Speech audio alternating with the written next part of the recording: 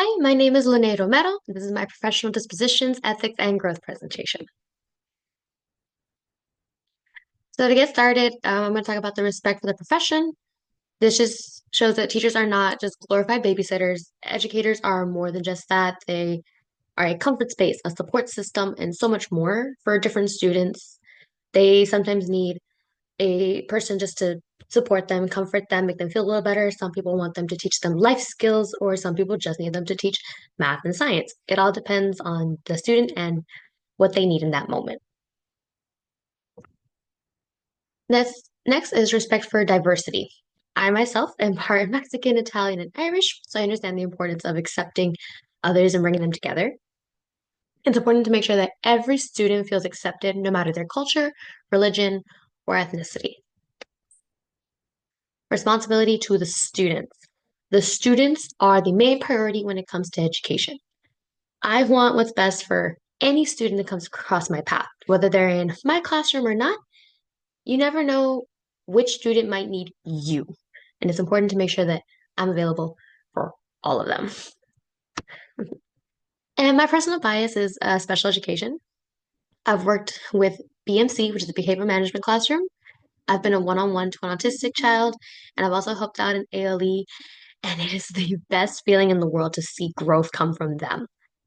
I want to be a BMC teacher myself because I want to help those who have those behavior management problems. I want to help them learn how to handle it better, make themselves better so that they can go into the world and feel confident.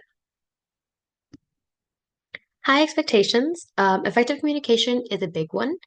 Teachers are expected to communicate with so many different people. It's their administration, parents and guardians, students, and also their fellow teachers and colleagues.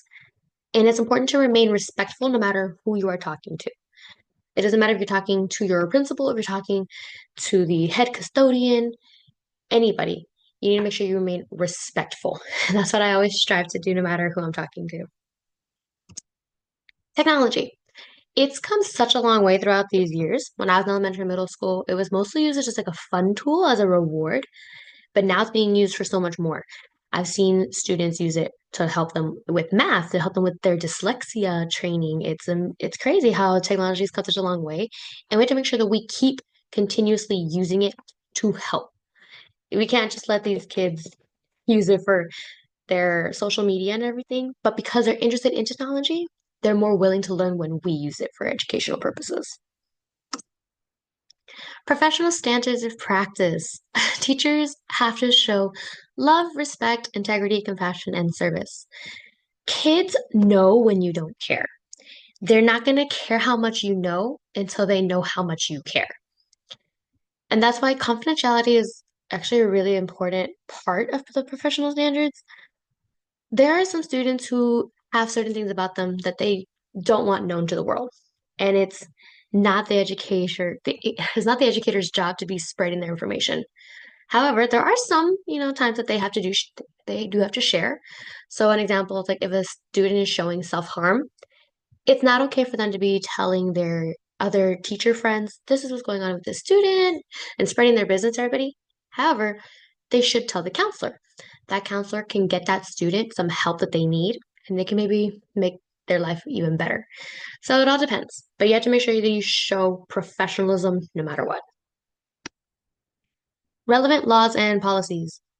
There are a lot of laws when it comes to education. The education laws can be saying that once they hit this age, they have to be in school, they have to be either homeschooled or public school or private school.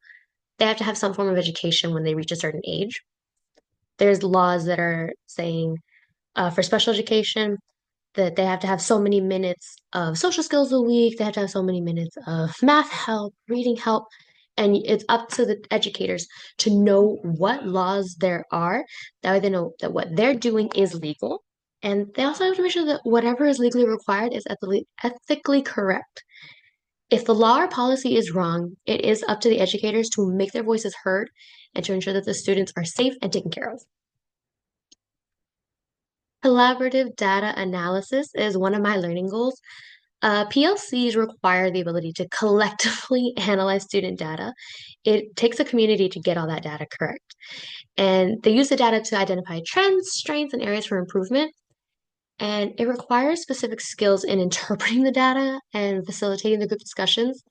So, as a future educator, I want to be part of those meetings and effectively learn how to collect the data and also how to discuss it. Effective facilitation skills. PLC meetings require strong skills like that in order to be led effectively. They have to ensure everyone contributes, the ideas are shared openly, and discussions stay focused on the topic. And I would love to effectively lead a PLC meeting in order to hone my own facilitation skills. Reflection. I have been working on self-reflection for a while now, and I plan to still improve as I'm in the education profession.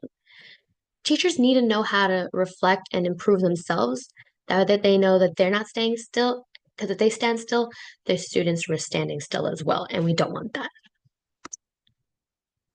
And so, for the developmental topics, shared responsibility is going to be a big thing for PLCs, because it's all a sense of community.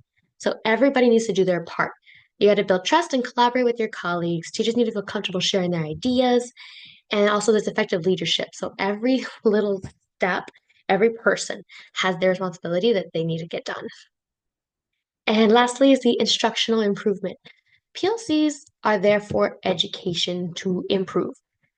They're there to, one way to do that is to increase the access to the curriculum, activities, and resources, and have access for the teachers, students, as well as their families, because this creates that sense of community and also fosters a quality educational experience. And that is it for my presentation. Thank you so much for listening.